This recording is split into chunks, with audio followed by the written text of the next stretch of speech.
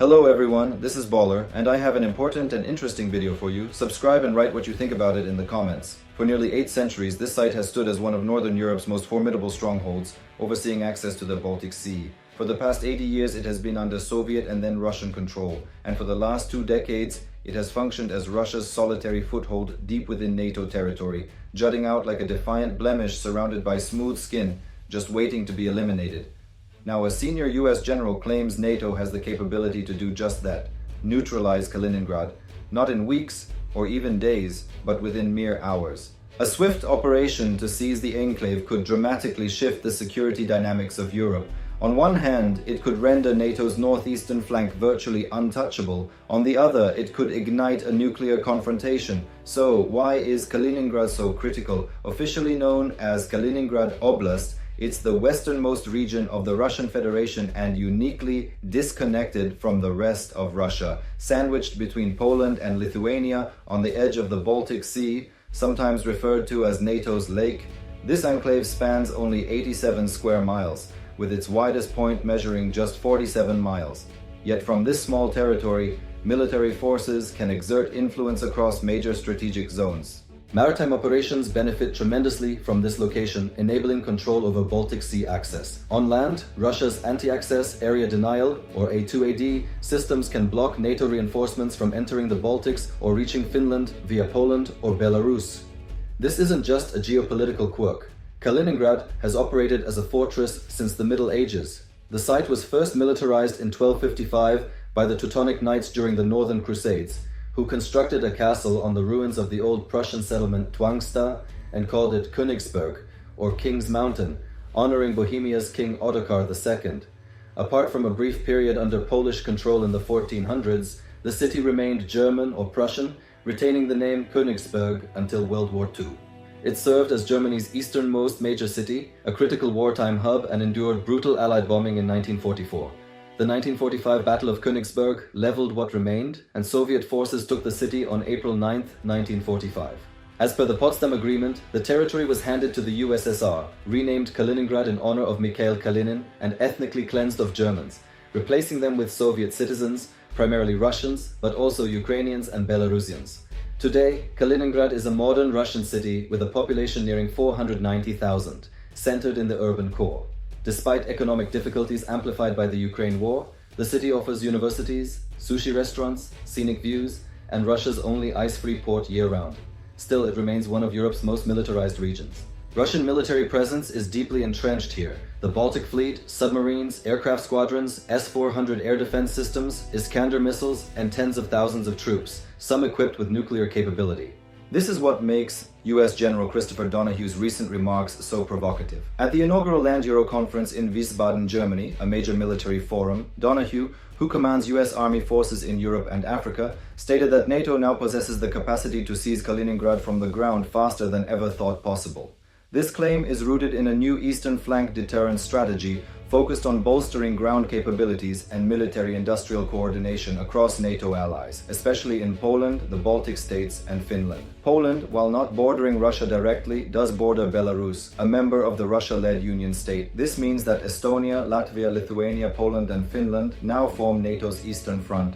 At the heart of this geopolitical chessboard is the Suwalki Gap, a 62-mile stretch of Lithuanian territory between Belarus and Kaliningrad. Control of this corridor is vital. If Russia closes it, NATO forces could be blocked from reaching the Baltics and Finland without going through Belarus. Ironically, this scenario might have been avoided. In the 1950s, Soviet leader Nikita Khrushchev offered Kaliningrad to the Lithuanian SSR, but Lithuanian Communist leader Antanas Sniečkus declined, fearing the demographic burden of absorbing 1 million ethnic Russians. As a result, Kaliningrad remained part of Russia, first in the USSR, now in the Russian Federation, while the Suwalki Gap became part of independent Lithuania and eventually NATO territory. If a conflict breaks out, Russia could close the corridor using powerful A2AD systems stationed in both Kaliningrad and Belarus, particularly the latter, which is easier to reinforce. Donahue emphasized that regional defense planning has been underway for some time, focusing initially on the Baltics to clarify industry and national defense requirements. Ground deterrence is key. Surprisingly, he highlighted that any takedown of Kaliningrad would largely come from the ground. an increasingly dominant domain in modern warfare. He's not wrong. Ukraine has already demonstrated this by driving Russia's Black Sea Fleet out of Crimea without relying heavily on air or naval forces. Instead, drones and land-based missile systems did the job. Similarly, NATO's strategy relies on unmanned platforms, standardized launchers, and integrated data systems, especially one called MAVEN. MAVEN, developed by Palantir for the US Army, is a smart battlefield system designed to process massive amounts of military data.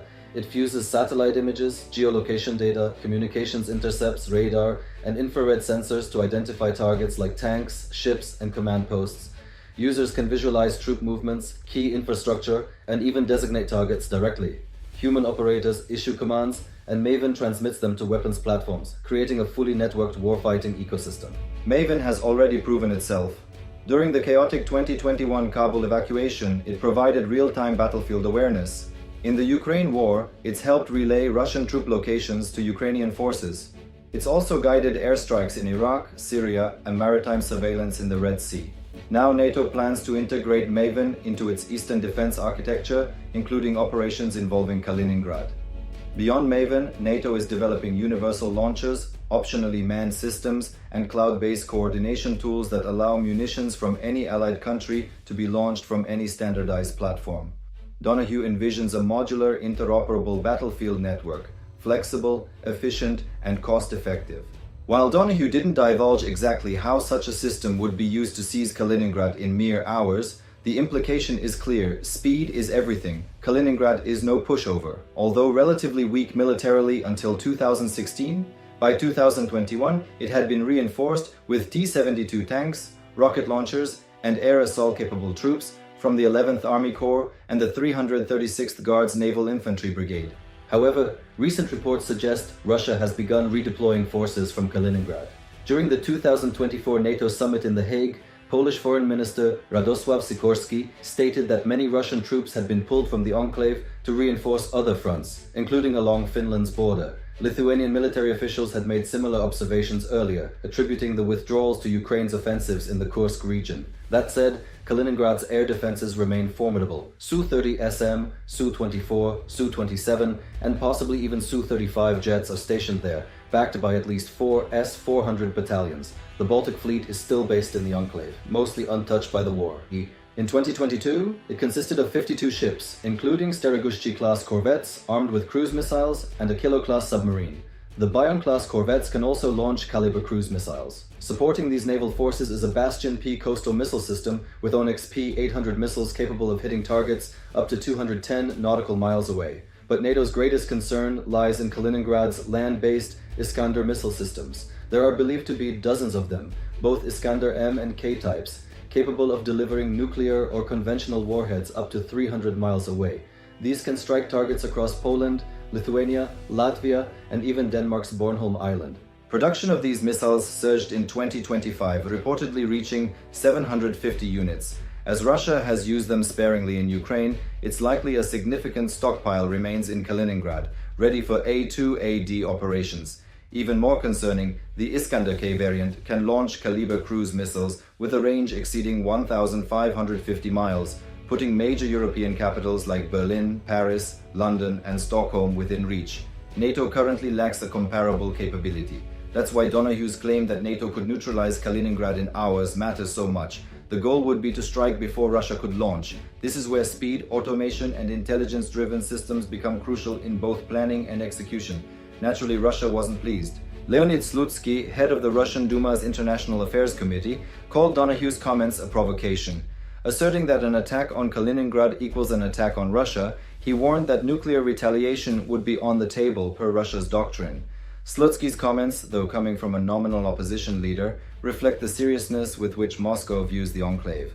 While Putin has drawn and ignored many so-called red lines during the Ukraine conflict, Kaliningrad is different.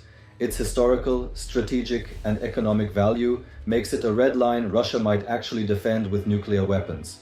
So if NATO ever decides to act on its contingency plans, it must ensure its first strike counts, and that its systems hit just as hard as they promise. Stay tuned as this story evolves. Make sure you're subscribed so you don't miss any updates.